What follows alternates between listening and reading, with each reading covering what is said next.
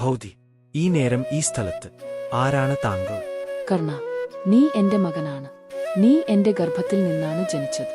ഞാൻ നിന്നെ കാവേരിയിലേക്ക് വിട്ടത് അപരാധമായി എനിക്ക് ചുമക്കേണ്ടി വന്ന അനുഭവമായിരുന്നു. എന്റെ അമ്മ, എവിടെ ആയിരുന്നു നീ എത്ര കാലം? ഞാൻ നിന്റെ സ്നേഹത്തിനായി ഒരു കുട്ടിയെന്ന നിലയിൽ കരഞ്ഞിരുന്നത് നീ കേട്ടില്ല. ഇന്ന് യുദ്ധത്തിനു മുൻപേ വന്നത് എന്തിനാണ്?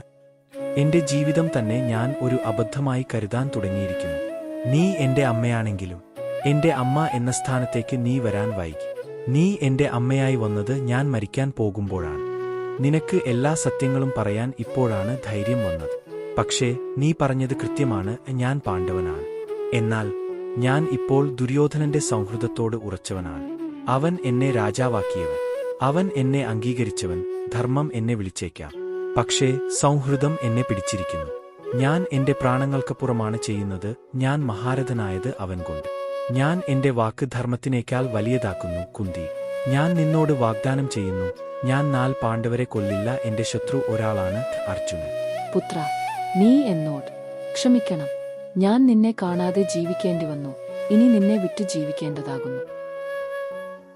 അമ്മേ, നീ എന്നെ നിന്നിൽ നിന്ന് വിട്ടേച്ചു. ഇപ്പോൾ ഞാൻ എവിടെയാണ് എന്നും ഓർക്കേണ്ടതുണ്ട്. ഞാനൊരു സൂര്യപുത്രനാണ്. ഞാൻ വെളിച്ചത്തിനൊപ്പം മരിക്കും. ജീവിതം എന്നോടൊപ്പം ഒരിക്കലും നീതിയോടെയില്ല. എങ്കിലും ഞാൻ അർഹതയില്ലാത്തതിനെ താൽപര്യമായി സ്വീകരിച്ചു. എനിക്കുള്ളിൽ പൊള്ളുന്ന ഈ ശാന്തതയാണ് എന്റെ യുദ്ധം.